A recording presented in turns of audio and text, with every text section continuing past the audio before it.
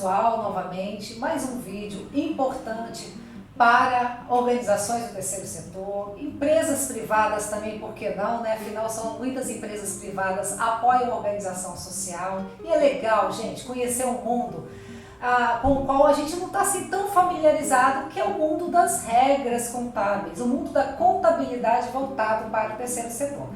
Eu estou com a Liliane Rodrigues. Ela é diretora da Mored Contabilidade, uma parceirona nesse estágio nosso como organização social, que eu sou representante captadora de uma organização social, eles são os nossos contadores, são pessoas do mais alto nível e potencial de contabilidade voltado para o terceiro setor, para o partido político. Fala um pouco da Mored. A Mored nasceu da necessidade do próprio mercado, né? Marcelo já trabalhou como voluntário, né, numa campanha. Tudo começa com voluntariado. Exatamente, como voluntário numa campanha, e depois fui trabalhar como assessor parlamentar desse candidato que ganhou, e começou a ser procurado e começou a pesquisar. E as pessoas começaram a procurá-lo, e a gente começou a trabalhar em casa. E de repente a gente teve que alugar uma sala, e uma sala não foi suficiente, fomos para duas, e a demanda foi aumentando. E a Mored viu esse nicho, essa dificuldade que as pessoas têm do terceiro setor, partido político, campanha eleitoral, de acharem a contabilidade especializada. E muitas pessoas, inclusive, não têm conhecimento das implicações da não prestação de contas, tanto de organização social, quanto de partido político, quanto de campanha eleitoral, as consequências jurídicas, financeiras que vêm disso. Então, a Mored nasceu disso, dessa necessidade e do engajamento do Marcelo, né, que é o nosso contador-diretor, que se apaixonou por essa área. É uma área incrível, né? Ele é apaixonado. Estou aqui com o meu espaço para falar, porque desde cedo, 10, 15 anos, eu já fui inserida nessa pauta social. Quando eu falo social, pessoal, eu abordo ali todas as causas. Eu estou falando da causa de assistência social, mas falo também do esporte, da cultura, do lazer, da assistência às mulheres, de assistência à comunidade negra, de assistência a tantas necessidades que o nosso Brasil, tão multidiverso e tão grande, necessita atingir. E é só pelo terceiro setor. Então é importante saber que o terceiro setor, ele não é formado por empresas privadas, embora sejam empresas privadas sem fins lucrativos ou sem fins econômicos. O terceiro setor, ele não é uma empresa simples, ele é uma associação, às vezes um instituto, às vezes uma fundação, mas essas nomenclaturas se perderam aí na forma de dizer, e conforme as regras tributárias e contábeis, parece que existem, na verdade, dois caminhos de constituição jurídica dentro do terceiro setor. Quais são esses dois tipos de constituição jurídica? São as organizações sociais, né? Que são as OSCs, né? Isso. E tem as fundações. São duas. São duas, basicamente são duas. A diferença entre elas é que as fundações nascem em função do patrimônio. Já nasceu com dinheiro. Nasceu com dinheiro. Vamos dar um exemplo. Fundação Bradesco. Vem do fundo do Banco Bradesco. Exatamente. Fundação Ayrton Senna. Que vem da carreira, do legado. Exatamente, que ele destinou para esse fim. Então, basicamente é isso. As demais, todas, são constituídas por pessoas que se unem com um objetivo social. Pessoas que se associam, por isso que no nosso estatuto, por exemplo, nós somos uma associação de profissionais da cultura, para citar especificamente a realidade da ADCult, né? E vocês vão ver aqui na descrição do vídeo quem é a ADCult. E especificamente são duas certificações, digamos assim, duas entidades, a associação, né, a organização social, e a fundação. Nessa divisão, ainda se ouve falar em OCIP. Muitos falam, eu já tenho a titularidade de OCIP. O OCIP, ele entra como um terceiro ou um tipo de... A OCIP, na verdade, é uma qualificação de uma associação. Uma fundação pode ser OCIP? Uma fundação pode ser uma OCIP, desde que ela preencha os requisitos que a lei exige para que ela seja uma OCIP, né? Mas, por exemplo, hoje em dia a OCIP já é um pedacinho que entra no estatuto da criação da associação. Já não precisa mais dessa certificação. Basta você citar no seu estatuto a lei que diz que você tem aquele título de OCIP também. Então, o título de OCIP, ele inclusive serve de forma legal para remunerar os dirigentes, né? Exatamente. Tem muita gente que não sabe que é possível remunerar. É uma coisa que me deixa aflita. Posso me abrir um pouquinho aqui? Olha, por quantos anos eu estou falando, né? Eu estou falando nessa trajetória, pessoal, a minha experiência como voluntária, como funcionária, já fui funcionária de fundação, já fui dialogadora para o terceiro setor, como voluntária, já prestei tantos serviços como prestador de serviço, sou fundadora, então eu já exerci. É lamentável que muitas ainda acham que um dirigente não possa exercer uma função técnica, que um presidente não possa, de repente, assumir uma função técnica dos projetos, né? Então, assim, isso é um outro vídeo, vou trazer esse conteúdo para um outro vídeo. Só especifica mais dentro de fundação ou de organização, de associação, se tem alguma preferência, tipo de pessoas, ou qualquer um pode assumir essa responsabilidade, se precisa ter profissionais à frente, qual é esse perfil de quem monta essa associação ou de quem monta essa fundação? Por exemplo, não basta ter boa vontade, né? Tem que ser pessoas idôneas, pessoas que não tenham nenhuma restrição no seu CPF, pessoas que não tenham que tenham certidão negativa de débito, tem que ser pessoas...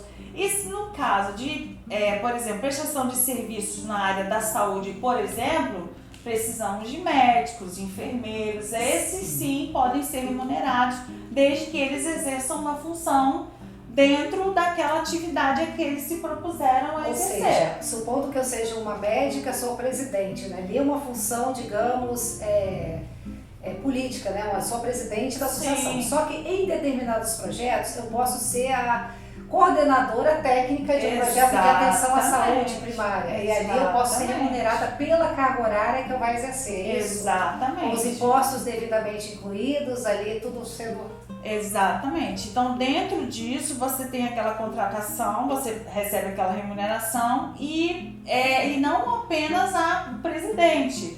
Vamos dizer que tem outras pessoas envolvidas num projeto, por exemplo, de projeto pedagógico, projeto voltado à educação, né? Você tem ali alguns professores que são voluntários e outros professores que são contratados, no esporte, por exemplo, né? Nós temos, há pouco tempo nós tínhamos um projeto que era de judô, então os professores de judô todos eram remunerados, todos os professores de judô eram remunerados, então é possível que isso aconteça, desde que a associação, o instituto, enfim, a organização social seja legalizada, né? E esse dinheiro tem que ser prestado conta. A remuneração dessa pessoa, por exemplo, ela não pode não ter a carteira assinada, mas ela recebe através, por exemplo, de uma RPA, ou ela é um MEI, presta serviço como MEI, emite nota. Então tem várias formas de você contratar e remunerar essas pessoas, desde que essa organização social seja legalizada. Falando exatamente dessa legalização, poderia citar quais são os documentos essenciais, tanto para a fundação quanto para a associação? Os documentos para a fundação já são mais complexos, porque como eles vêm de patrimônio, já são um pouco mais complexos. Mas vamos falar das organizações, das associações que são mais comuns, que é a grande parte. Né? Isso, que tem aquelas... Exatamente.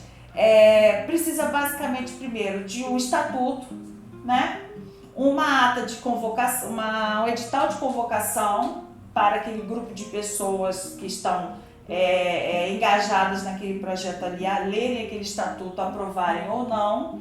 Esse edital de convocação, essa reunião, vai gerar uma ata e esses dois documentos, tanto a ata quanto o estatuto, serão registrados em cartório. Sim. Primeiro submetidos ao escrutínio de um advogado, que vai assinar esse estatuto. Depois desse estatuto assinado pelo presidente, por quem estava lá na reunião e tudo mais, toda a diretoria que foi eleita vai ser registrada em cartório do seu município. E esse registro em cartório, depois de registrado, esse estatuto e essa ata, aí você procura um contador e esse contador vai dar entrada no CNPJ. Fazendo uma analogia, por exemplo, existem associações que têm apenas estatuto. Eu tenho estatuto, quero aqui fazer o serviço, quero registrar um funcionário. Pô, mas cadê a ata? Não tem a ata, não está completo. Estatuto mais ata mais CNPJ. Registro. Então, digamos que são 3. Então, aí vamos completando. Tem o estatuto, tem a ata, mas não tem o CNPJ. É como se você tivesse, por analogia, o seu RG sem o seu CPF. Aí não tem como sair, né, pessoal? Atrás de recursos, não tem como participar Exatamente. de propostas, né, junto ao governo federal, porque vai faltar. Vai faltar. Exato. Então a gente tem esses 3 documentos, não precisa então da junta comercial. Não. Porque é uma organização social. Exatamente. Passa pelos cartórios de registro civil. Esses cartórios, o custo, né? Agora falando sobre custo, fica mais ou menos aqui em Vila Velha, onde nós estamos, custa mais ou menos R$700 o registro, mas varia de cartório de cidade para cidade, cartório para cartório. Inclusive as exigências até do tempo de registro também pode variar de um município para o outro, né? Porque tem cartórios que têm mais demandas, outros menos. Mas depois de tudo isso, depois de registro, toda essa documentação, tanto do registro quanto do CNPJ, fica em mais ou menos R$700 essa formalização inicial. Já incluído sem a inclusão do honorário do advogado, porque o advogado pode ser um voluntário, né? Ele pode fazer isso voluntariamente ou ele pode cobrar honorários por isso. Então esse custo a gente não tem como na tabela da OAB, né?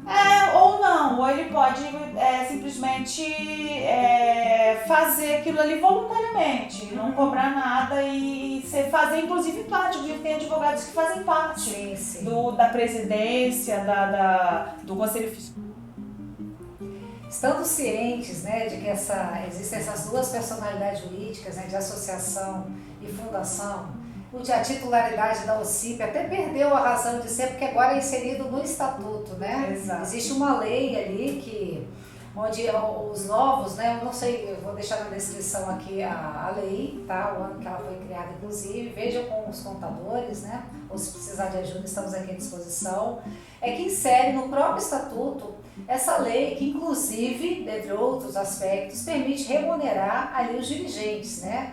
Os dirigentes da diretoria, mas não significa que é pagar para ele ser o diretor ou secretário ou tesoureiro. Fala um pouquinho mais sobre isso, Liliane.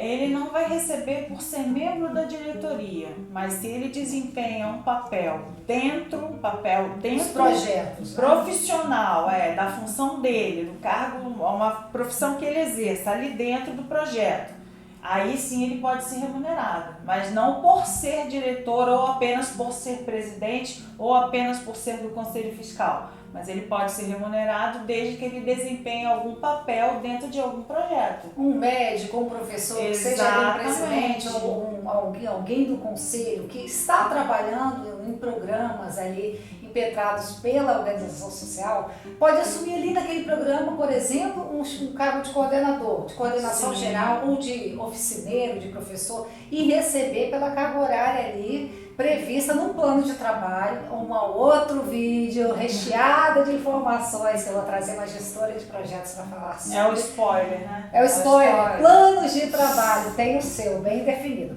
Então, esses profissionais ali delimitados com nota fiscal, né? Porque ninguém vai trabalhar sem nota fiscal, podem ser e devem ser remunerados. Porque, gente, cá entre nós, né? Quem vai viver de voluntariado? Você pode ser voluntariar, você pode ser um apoiador até determinado ponto. A organização te chama agora, é a hora de remunerar. Fiquei feliz uma vez que fui voluntária durante anos e me chamaram. Camila pintou um cargo aqui. Finalmente vamos te pagar. Fiquei feliz da vida. Eu acho que todos nós esperamos, né? Um a mais ou até um fixo no final do mês. Ou as 2 coisas, melhor ainda. Liliane, falando um pouco desse processo de formalização jurídica, né? Voltando a falar dos documentos e registros. cite os principais documentos para abrir essa associação. Vamos falar da associação, que é a maior parte, né? Isso, que se chama de associação, exatamente. Primeiro uma ata de um estatuto, elaborar um estatuto, onde estarão descritas todas as atividades que essa associação vai desempenhar. Na ação, quer seja ação social, esporte, cultura, lazer, enfim. Ali no estatuto, esse estatuto vai ser submetido vai ter uma ata, um edital de convocação daquelas pessoas que estarão envolvidas naquele projeto, né, naquela associação. Sim. Esse estatuto vai ser colocado em votação, vai ser lido, vai ser aprovado. Sendo aprovado, vai ser levado ao advogado, o advogado vai passar, né, pelo escrutínio do advogado, ver se está dentro da legislação, o advogado assina o estatuto e a ata dessa reunião onde foi aprovado esse estatuto serão levados ao cartório de registro civil, onde será registrado. Uma vez esse estatuto e essa ata sendo registrados, aí o contador é procurado, o contador de posse desse estatuto e dessa ata registrada entrará na Receita Federal pedindo o CNPJ. De posse do estatuto, da ata e do CNPJ, está constituída legalmente a associação. Perfeito. Então, o estatuto eu busco e a ata eu busco a regularização junto do cartório. Isso. CNPJ, Receita Federal. Alguma coisa no estado, no município, eu tenho que buscar? Não, nada. Basta esses dois passos e está constituída a sua associação. E uma dica assim valiosa, como contador, você entra agora exatamente quando recebe a documentação pronta. Exatamente. Né? Mas você poderia dar uma dica de, por exemplo, vamos falar dicas, né, gente? Algo tão tranquilo aí, todo mundo já pega uma caneta ou anota no bloco de notas. Dicas exatamente nessa formatação do Estatuto Social, que é o documento MOR, né? Digamos que aí que é o RG, você falou que é a CNPJ. Por analogia, o RG. Então, o estatuto coloca a certidão de nascimento? Isso, exatamente. Onde está lá o nome do avô, né? Avô paterno, avô materno, avó materna, avó paterna, aonde nasceu, que horas nasceu, que município, né? Então, assim, o estatuto, quanto mais rico ele for em informações, né? E, por exemplo, às vezes aquela instituição ali não tem pretensão de fazer determinado serviço naquele momento, mas se ela já vislumbra futuramente desempenhar um outro papel, é interessante que o estatuto já contemple isso, porque ele não é obrigado a fazer tudo naquele momento que está no estatuto, mas se já está no estatuto, ele tem liberdade de futuramente implementar aquilo na associação. E outra coisa também importante, que é quando você pega o estatuto, que esteja quanto mais completo, melhor, por isso que é bom o advogado estar acompanhando esse desenvolvimento, e até o contador, nós aqui também até ajudamos a elaborar. Eu acredito que possa ter nesse momento. Exatamente, a gente pode até ajudar também nesse momento da formatação do estatuto, que ele tem que ser, na hora que você vai registrar o estatuto, quando você vai tirar o CNPJ, o CNPJ tem que constar uma coisa chamada CNAE. O que é o CNAE? É onde descreve as atividades que aquela associação pode exercer. Então tem que estar casadinho, tudo que está no estatuto tem que estar no CNAE. Dentro dos CNAEs demonstrados ali no CNPJ. Demonstrado Senão no vai ter que CNPJ. pagar tudo de novo? Senão você vai ter que pagar para tirar um outro, ou para você refazer o estatuto porque está errado o estatuto, você colocou alguma coisa ali que você eventualmente não está dentro do escopo que você tinha pensado inicialmente, ou você vai ter que fazer uma retificação do seu CNPJ. Para incluir outros CNAEs, então é um outro custo que, né, não tem necessidade. Então, quanto mais completo tiver o estatuto e quanto mais o contador puder enriquecer esse CNPJ, porque tem um CNAE principal, mas você tem os CNAEs auxiliares, então você pode ter uma infinidade de CNAEs auxiliares e todos eles podem ajudar futuramente a remunerar aquelas pessoas que estão envolvidas naqueles aqueles objetivos ali. Você me lembrou um fato que eu trabalho com elaboração de projetos, né, e cadastro parte desses projetos junto à Lei Rouanet. Eu ali cadastrando, já tinha subido, né, o CNPJ da empresa, da associação que me contratou, uma associação de artistas, né, atores, e o objeto fim para o qual eles estavam desenvolvendo o projeto era um projeto de literatura, mas no KNAI, existia um KNAI somente, voltado para teatro. Na hora, a própria captação foi barrada. Como assim você quer captar para literatura, mas só tem teatro? Acrescenta ali produção de teatro, produção de eventos literários, né? Alguma coisa que tenha dentro da Receita Federal voltado para a literatura. Coloca atividades culturais não mencionadas anteriormente, enriqueça, né, o seu estatuto e os seus quinais dentro do CNPJ. Olha, gente, isso é muito sério. Se vocês não quiserem fazer ali investimento dobrado, prestem muita atenção nisso. Documentação correta, chame logo o contador do início. Eu acho que vocês têm que entrar nesse início mesmo, né? Os contadores, nessa formatação do Estatuto Social. Ela trouxe aqui dicas maravilhosas. E comecem correto, porque o custo financeiro disso é alto, né? Principalmente para nós que não somos fundação. Não nascemos ricos. Não nascemos ricos. Mais alguma dica nesse processo do Estatuto, Liliane? Nesse processo do Estatuto é importante que haja adesão, né, das pessoas envolvidas, que haja adesão a todas as cláusulas do Estatuto, né? Que não hajam divergências, né? Porque é importante, porque quanto mais coeso for aquele grupo, quanto mais ele estiver engajado, né, naquelas atividades a que se propuseram, eu acho que maior a chance de sucesso da associação e do próprio desenvolvimento do trabalho, né? Sim. Eu acho que isso vai, é permanente. Até porque todos nós aqui queremos gerar impacto social. Sim. E para gerar impacto social tem que ter ali acredito que seja assim, mais rigorosidade naquilo que se compromete. Afinal, a gente tem ali muitas leis, né? É rigoroso esse processo. É rigoroso para quem quer dar um jeitinho. A gente não promove aqui nenhum tipo de vídeo que se faça, vamos dar um jeitinho aqui, a gente segue a risca. E seguindo a risca, dentro desses processos burocráticos, em outros vídeos, vou deixar a descrição, a gente fala muito mais desse processo burocrático que tem que cumprir, vou deixar o link aqui na descrição desse vídeo, que a gente fala sobre aí, entendendo a formalização. A gente aborda e é porque a gente fala porque que é fundamental andar na linha, né? Andar nos trilhos do trem-bala, que o terceiro setor é o trem-bala. A gente já descobriu e a gente quer que você descubra que a sua ideia, que a sua causa tem muita potência, né? Liliane, só a última pergunta, né? Para a gente já partir para as deliberações finais.